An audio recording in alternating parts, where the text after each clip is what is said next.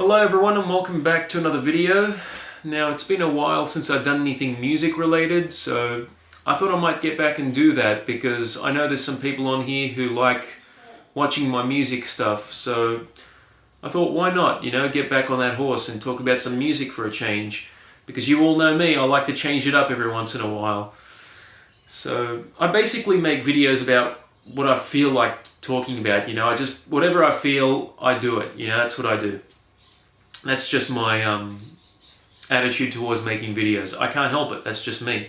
One day I might feel like talking about games, one day I might feel about talking about movies, I might talk about anime, I might talk about music, that's how I feel, So for today I wanted to do music because I felt I hadn't done it in a while, and I've been listening to a lot of music lately. I stopped for a while. Well, I had been listening to it, but not really, getting immersed into it, let's say.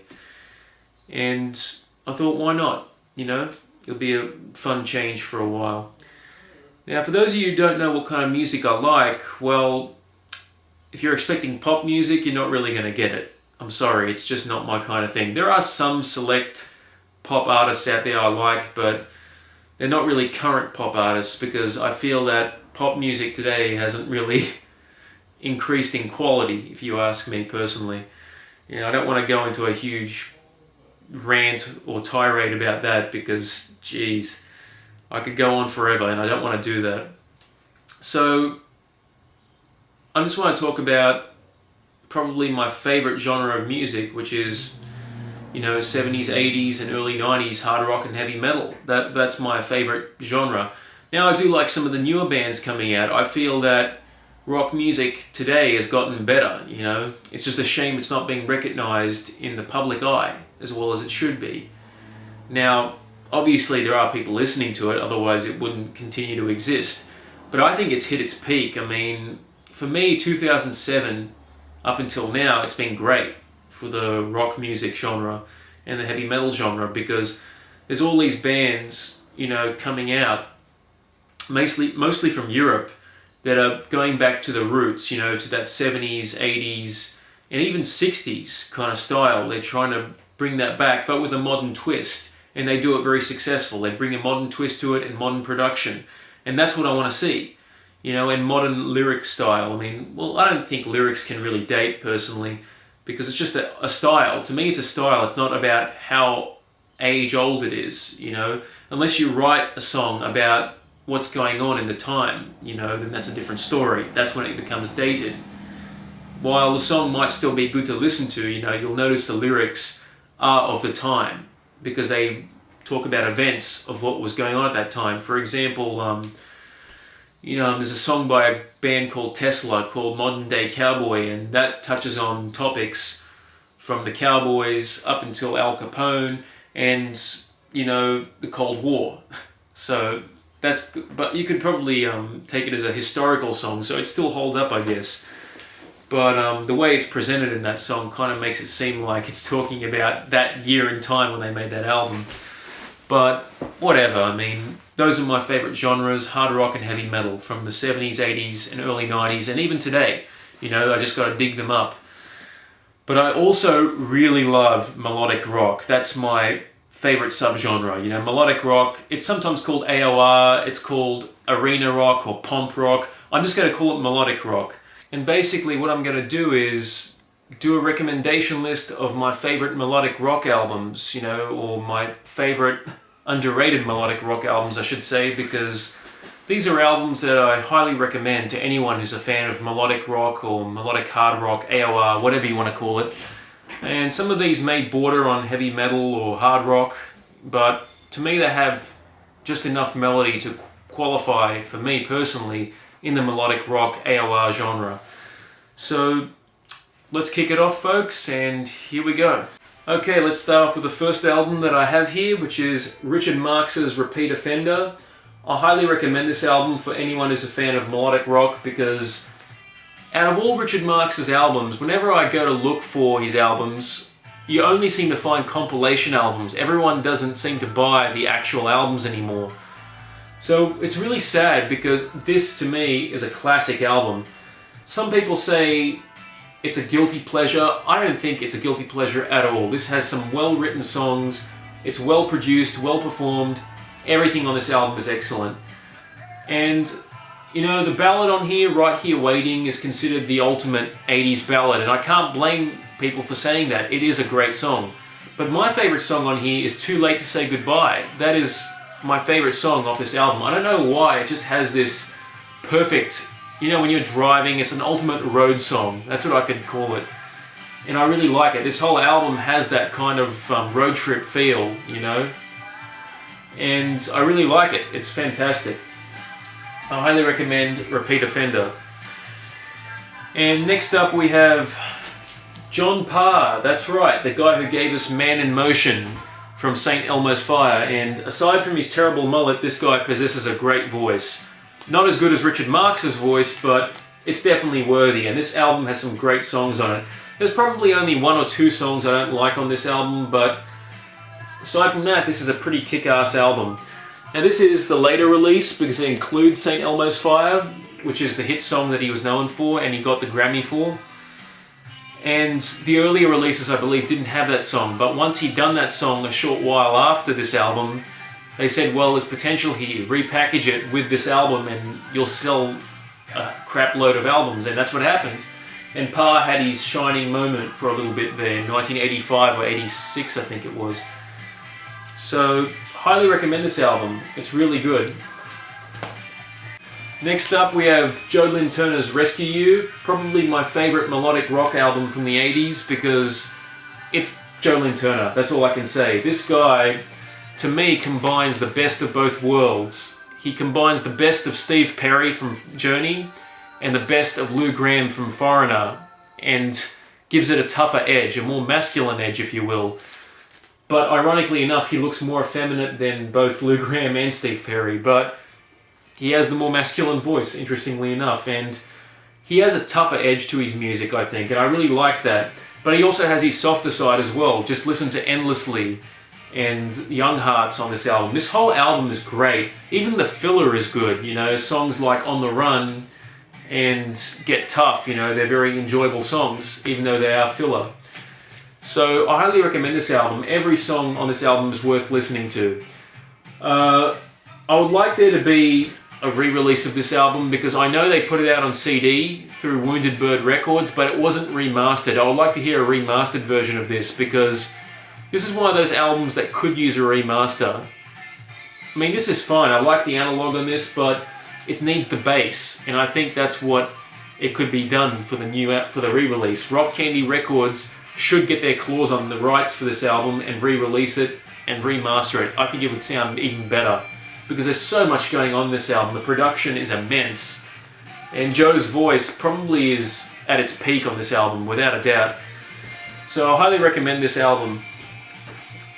Next up we have Jafria, the first Jafria album from 1984, and this was a band formed by former Angel keyboardist Greg Jafria, this guy right here. This guy is probably the greatest keyboardist of all time in my opinion. I mean, this guy is amazing. His keyboard playing is so unique, it's so cinematic, and he even called Jafria's music cinema rock or cinematic rock. And I agree, that's what it sounds like. It's melodic rock, but it has a cinematic edge to it. If you like movie style music, you know, songs that will make you think like it's an opening to a movie, Jafria is the band to listen to.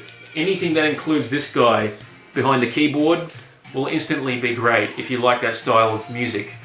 It combines rock with cinematic flavors, and I love that. And all the musicians in this band are great. I mean, you got David Glenn Isley, who's one of the most undervalued singers of all time. He really has a unique voice. Craig Goldie from Dio, of course, and Rough Cut. Chuck Wright from Quiet Riot. I mean, Alan Krieger, the drummer here, he has played with everyone. And he's a great drummer too. The drum sounds are excellent on this. Probably some of the best drum sounds I've heard from 80s albums, if not of all time. I mean, the drums are so pitch perfect. And I highly recommend this album. Not all the songs on this album are great. There's 2 songs I don't like on it, but everything else is really good. I highly recommend this album. If there's 2 songs you can avoid on this, it would have to be Don't Tear Me Down and Dance. Those are pretty forgettable. But then again, I know some people who like those songs, so who knows. check it out. Next up I have Jafria's Silk and Steel, the second and last album from Jafria. Unfortunately, the label dropped them after this album because it didn't do well. But then again, the label MCA was known for not knowing what to do with rock bands. You know, they were known for not being very good with rock bands. So Jafria kind of sank after a while.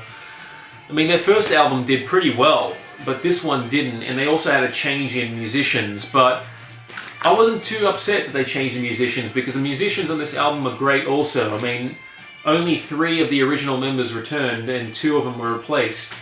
Lanny Cordola was the new guitar player for this band, and he's great too. Different to Craig Goldie, but he's great.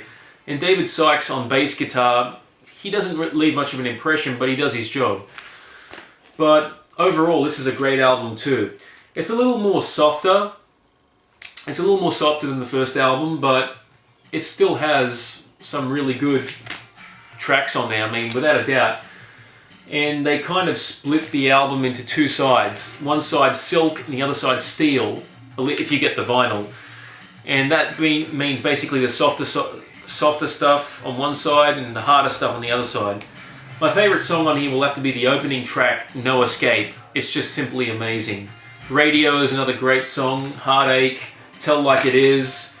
Even the ballads are great. Love You Forever, Must Be Dreaming, Girl. All of them are great, I think.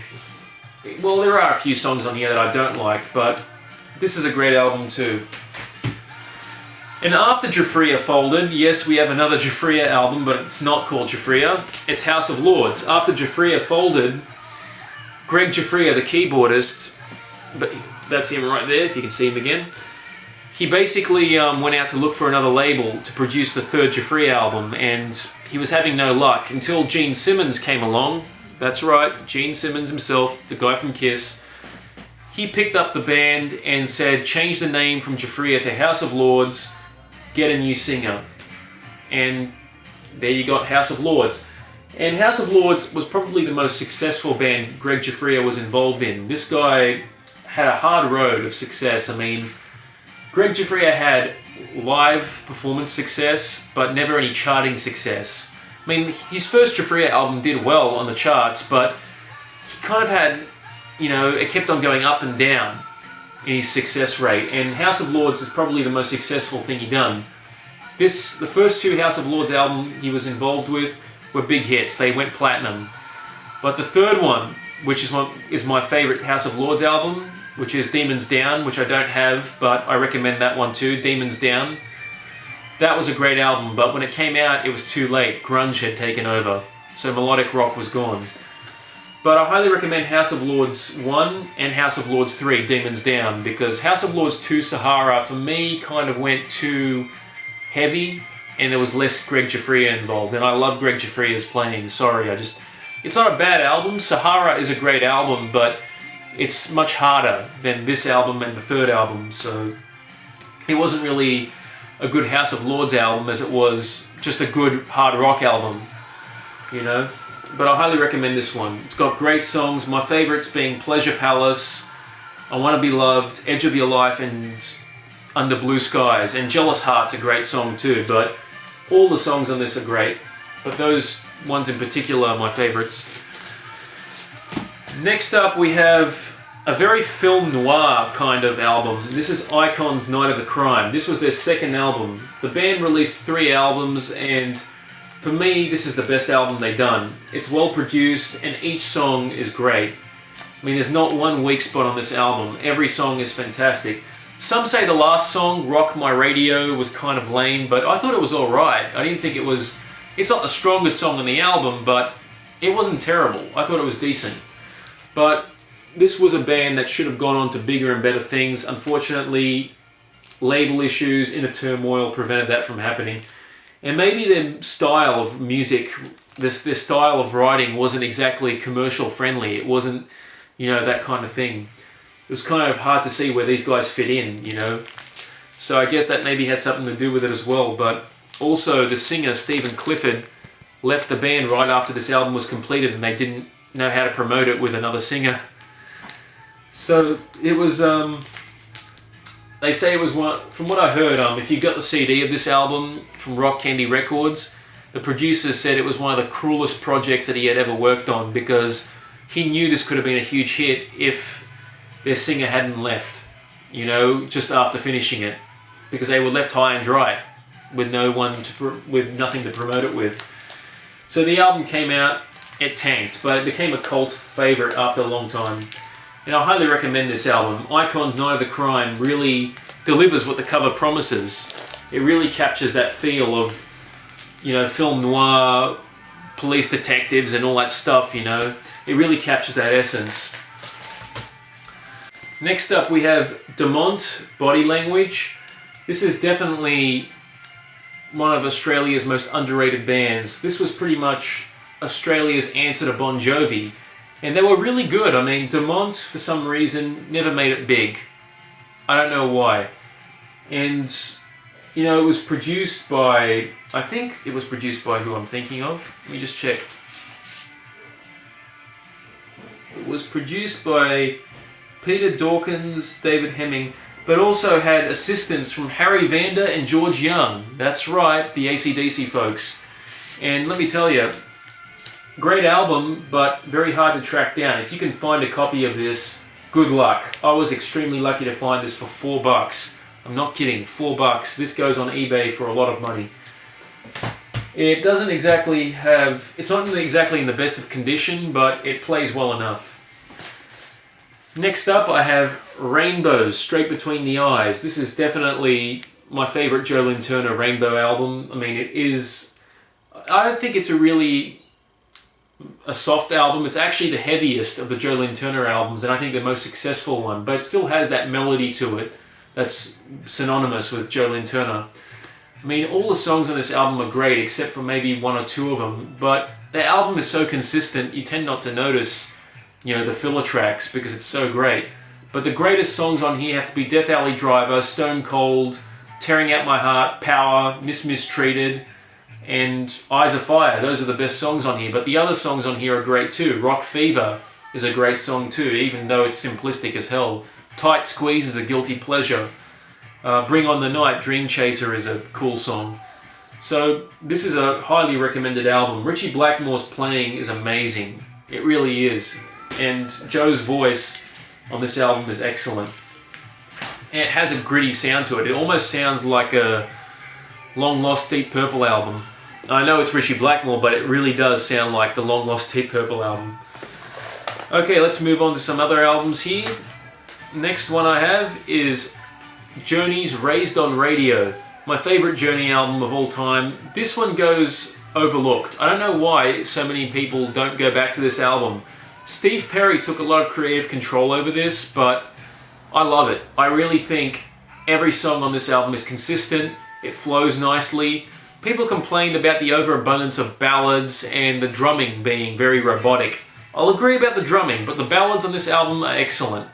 I'm sorry, I like ballads. If they were done well, I like them. And this album for me captures that city feel when you're driving through a rainy city at night. You know, it really captures that feel. I love it. And it's very soothing to listen to. It's a very soothing album, and I really like it. The drumming is robotic. I'll agree. There isn't much change. There's not many changes to it, but I like it. I mean, everything else holds up. Steve Perry's voice is pushed to its limit. It's more potent than ever. Jonathan Cain's keyboard playing is atmospheric. I mean, Neil Sean's guitar playing, my God, it just cuts through everything like butter, you know, it's amazing. It cuts through all the keyboards like a blowtorch through butter. It really meshes well. The keyboards and guitars complement each other so well on this, you know. Because sometimes people complain that the keyboards bury the guitars or the guitars bury the keyboards, vice versa. This is where they become one. This album does that, and I love it. Every song on here is great, including the highly underrated song Raised on Radio, the title track. People seem to give that song a lot of shit. I loved it. I mean, lyrically, it's basically just a compilation of verses from other songs. That's what it is. But it's just celebrating radio. You know, we all listened to radio at one stage, now not so much, but, you know, maybe we'll say we're all raised on video now, or raised on podcast, but whatever. I like this album, it's a great album.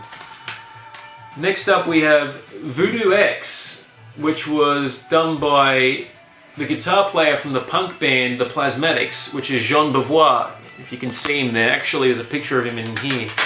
He was known for having this outrageous mohawk. Not a great singer, but he's a very adequate singer, I would say. He does the job well enough, and he's probably his best performances on this album. But he's a great musician. He plays guitar, bass, keyboard, drums, everything. This guy, overall as a package, he's great. That's why he's a great musician. And he's a great writer too, I think. He's really good at the songwriting. So he's a decent singer, but he's a much better musician in terms of the playing and the writing. But it all works out very well and provides a nice, neat package. And every song on this album is virtually great, except for maybe 2 or 3 of them. So I highly recommend Voodoo X. This said Voodoo X Volume 1. So I'm assuming they had plans for another one. In fact, I think that Jean Beauvoir mentioned in the liner notes on this that there was a plan for another album, but legal battles prevented that from happening. So Voodoo X only made 1 album. Maybe we'll see a Voodoo X Volume 2, The Resurrection, because this one's called The Awakening. Next up we have Heaven's Edge, which was another one-hit wonder. I wouldn't say one-hit wonder, but they only had 1 album, but it was a hell of an album. It should have become bigger. It really was a great hard rock album. But there is some great melodic stuff on here too. The ballad Hold On To Tonight is fantastic. And not Hold On To The Night, Hold On To Tonight. That is a great ballad on this album. But everything else on this is fantastic. I highly recommend it. Next up I have the 2 very rare Lion albums. Trouble in Angel City and Dangerous Attraction. Both of them are great. Some people prefer Dangerous Attraction, but I like Trouble in Angel City a lot too. I mean, they're both great. They both sound very similar. I would say Dangerous Attraction has more grittiness in its production, but stylistically the music is still the same. And yes, Lion is the band who done the Transformers theme, as well as the hit song Power Love and Love Is Alive from Friday the 13th Part 4. And Never Surrender, which was featured in The Wraith with Charlie Sheen. They were known for providing music for movies.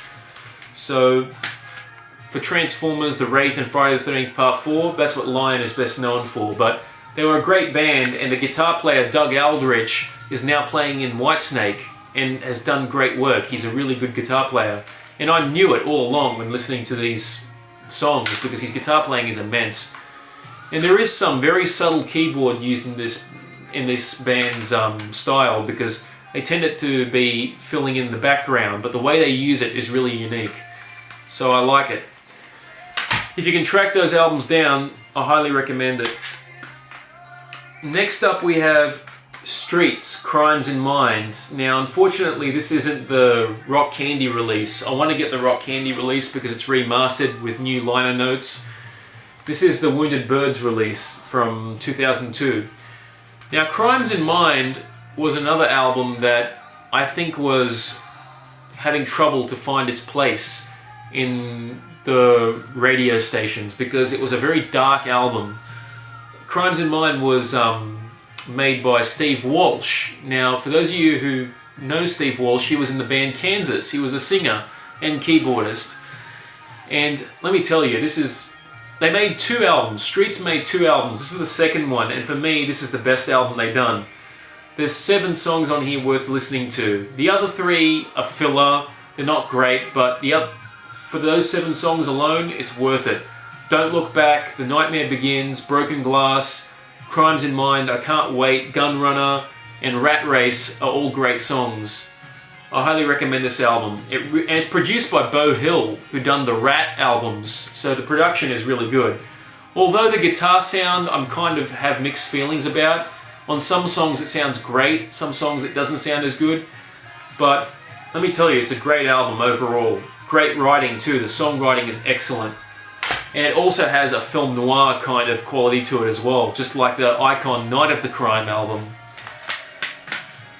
Next up we have kind of a funk rock album, a funk pop rock. It also has some melodic rock songs on here. It's kind of a mixed bag. Jean Beauvoir's Drums Along the Mohawk. This is a great album. I highly recommend it because it's very kind of funky, but it also has melody to it, which is really interesting. The same guy from Voodoo X singing on this album and writing. It's a great album. I highly recommend it. Feel the Heat is a hit song.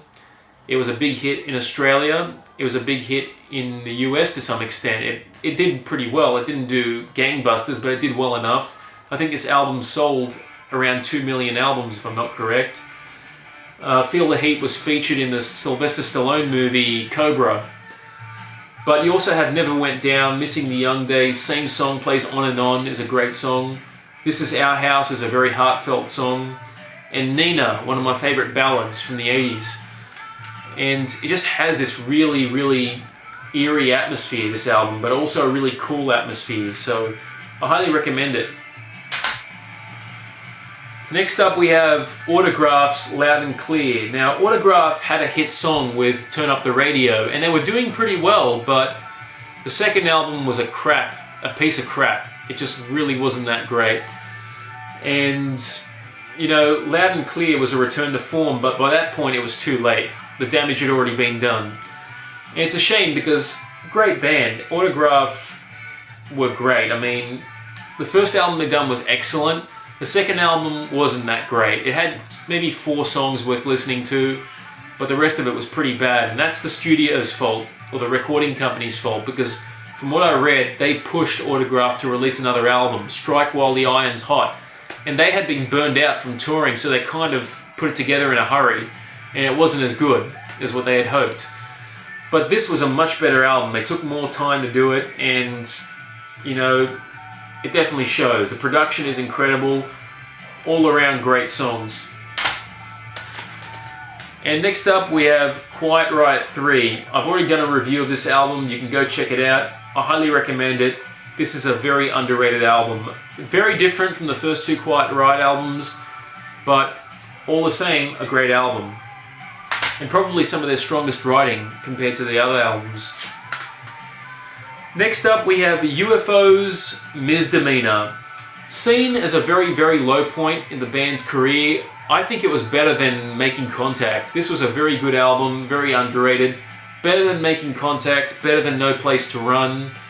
You know, it's a very underrated album. I will say that the production on this album was very thin, but with this new remaster, the album sounds much better, and you've got remixes of some of the best tracks on this album. So it kind of balances out. For me, the best remixes are the songs This Time and One Heart, the first 2 songs. This Time and One Heart have been remixed, and they sound great. So just replace the original mixes with the 2 remixes, because then it'll sound great. It's kind of weird because the first 2 songs, This Time and One Heart, sound terrible on the original recording, but every other song after it sound fine. I don't know what happened. Maybe the budget was running out and they recorded those songs last. So the remixes sound even better. So it's a great album. The guitar player Tommy McClendon is amazing, or Atomic Tommy M as he's known as. He's a great player, and it's a shame that he never went on to bigger things. He really could show that he could play. And Paul Raymond's keyboard work is as awesome as ever. And the songwriting is pretty good, I think, for the most part. I mean, it's not the best songwriting from UFO, but it's pretty damn good. I'd give this album at least a 3.5 out of 5, and it's well worth a purchase. I think Kerrang gave it a 5-star rating at one point. Next up we have Winger 2, In the Heart of the Young. Yes, I included a Winger album on this list. I like this album. This is the only Winger album that I really enjoy. The first one I did not care for. There were a couple of songs on it that I didn't mind, but I think this one really is a good album. I don't know why people pick on Winger, but I really like them. I think Kip Winger is a very underrated musician. He's a very good producer, and he was very talented. He could sing, he could play guitar, he could play piano. What can I say? And there are some cheesy songs on here, but they're fun. But the rest of the songs on here really go into different territory. Just listen to In the Heart of the Young, Baptized by Fire, Rainbow and the Rose. Those are very thought-provoking songs. Really good. Very atmospheric too. Next up we have Rat's Invasion of Your Privacy. Not really an underrated album, but out of all the Rat albums, this one seems to be kind of neglected. People talk about Out of the Cellar all the time. I feel that this has got more consistency than Out of the Cellar. For me, there's only 5 or 6 songs on Out of the Cellar that I enjoy, and there's like 9 songs on this album that I enjoy. So I highly recommend this album, personally for me. Next up we have Don Dokken's Up From the Ashes. Criminally underrated. This is probably the best Dokken album ever made. In fact, this was supposed to have the Dokken name. This was not meant to be a solo album, but for legal reasons, Don had to call it Don Dokken. It had to be a solo album. And it kind of hurt the sales for this album. I'm sure if this album had the Dokken logo on it, it would have done a lot better. But that wasn't the case. I mean, obvious hits on this album. Just listen to Stay, Mirror Mirror. I mean, they were released as 2 singles, but I'm sure if they released either Give It Up or Forever, that would have been a bigger hit. Or Crash and Burn. You know, those could have been other potential songs they could have released, because Dokken usually released 3 music videos every time they released an album. They only done 2 for this one.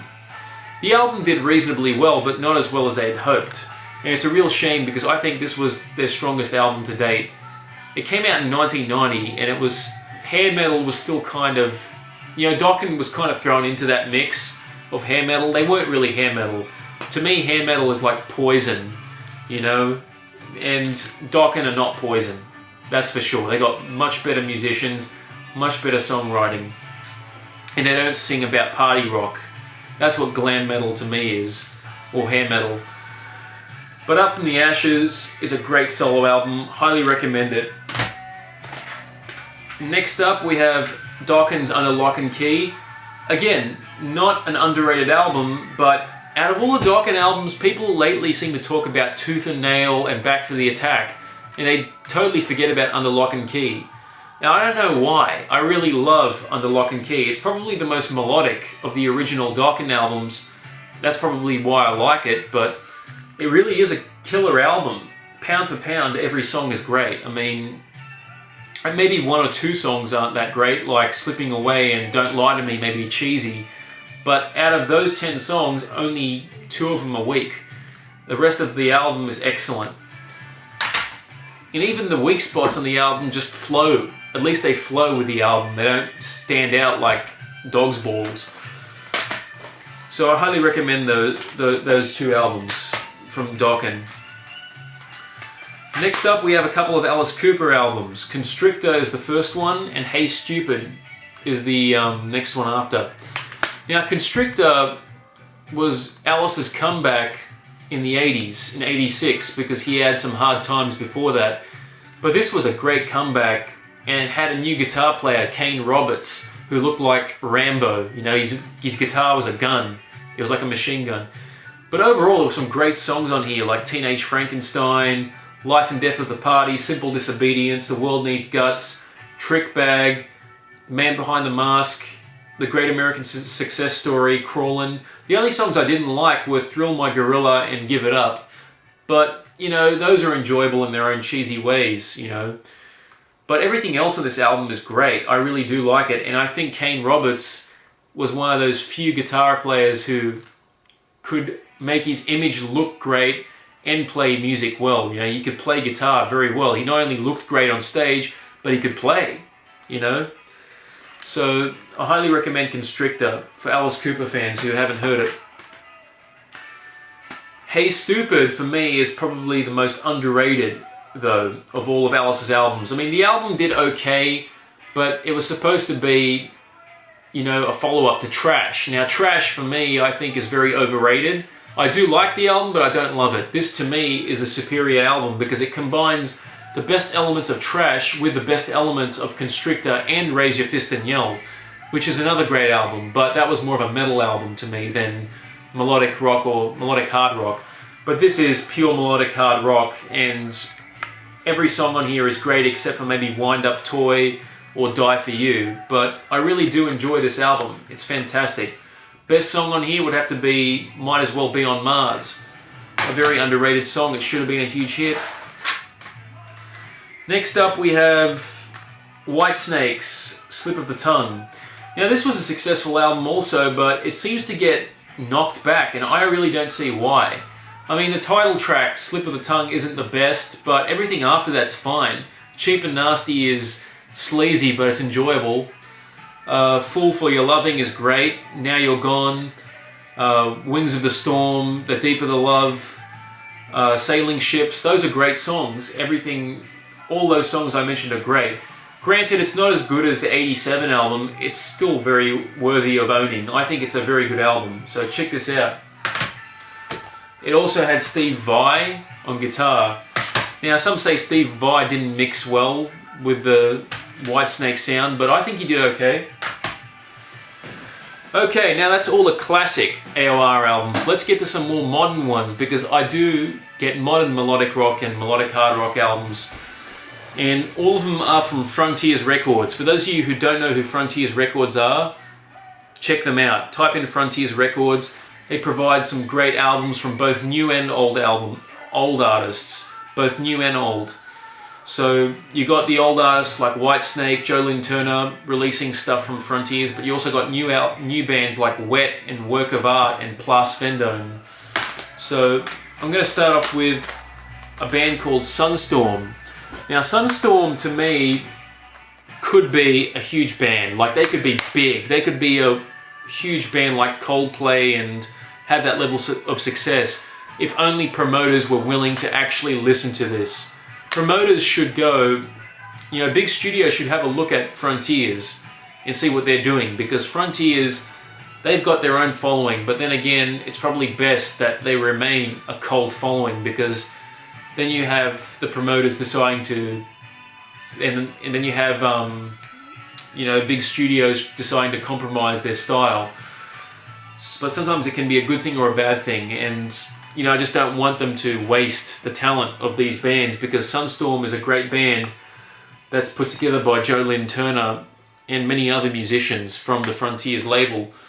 And Sunstorm is basically like Bon Jovi, classic Bon Jovi, but with a different kind of style and sound. Every time you listen to Sunstorm, it feels like you're traveling through galaxies, flying through space. It really has that essence. In fact, lots of the Frontiers albums have that feel. And Sunstorm was the first band I listened to from Frontiers, and one of the first Lynn Turner albums that I heard, along with Rescue You. So these are amazing. I mean, Sunstorm House of Dreams is probably my favorite. It came out in 2009. But Emotional Fire, which came out in 2012, is also really good. I highly recommend this one. It came out in the late 2012, so it's about a year old. But both these Sunstorm albums are great. Most recently, though, I've been listening to this album, Place Vendetta, by Michael Kiske from Halloween, if you know the singer from Halloween, the original singer. And let me tell you, that's an amazing cover. Like all of Frontiers covers. I mean, Frontiers, look at this. This is beautiful.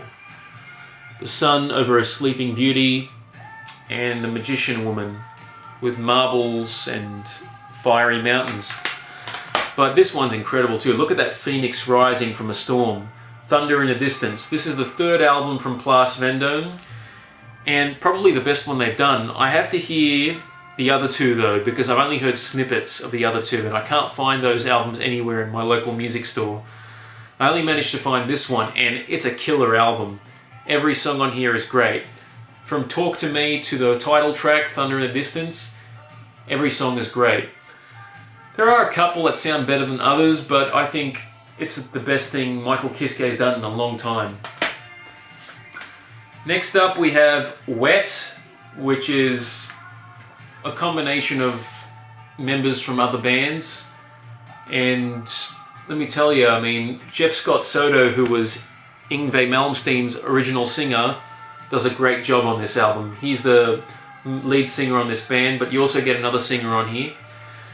But it's a great album. It's just a perfect AOR album. It's not the best, but it's just so consistent. It's great. Produced well, songs are well written. It's not going to be like winning the awards for great songwriting. I mean, the songwriting is good, but it's not great, in my opinion. It's just decent. It's really good. But the musicality is excellent here. Musicality is the key word for this album. It sounds excellent. And virtually every song on this album is great. Although I will say the first track didn't quite get me, but track after that and everything that went on after it was amazing. And next we have Work of Art. This is an album that kind of had to grow on me because the first time I heard it, I thought it was okay, but I didn't think it amazed me as much as I'd hoped. But strangely enough, after a couple of years, because this came out in 2011, I just listened to it again, I had a different perspective on it. I don't know what it was. I really kind of picked up on it. I really enjoyed it. So, Work of Art in progress. This is the second album they've done, and I think they're working on the third one right now. Highly recommend it, but this one grew on me. And finally, we have House of Lords Big Money from 2011 also. They've got a new album out right now called Precious Metal, which I have not heard yet. And also James Christian, the singer, has done a solo album called Lay It All On Me, and I want to get both those albums, the new House of Lords and James Christian solo album, because I heard samples, it sounds great. This album is decent. It's probably their best since Demons Down, but it isn't perfect. There's about 6 or 7 songs out of the 12 here that are worth listening to. It's a great album, but it's a good album, I would say, but not a great one. I want to listen to Precious Metal because that one sounds a bit more appealing to me. Well, that's my recommendations, folks. I hope you all liked this video. It went on for a while, but that's the way it goes. Until the next time, take care.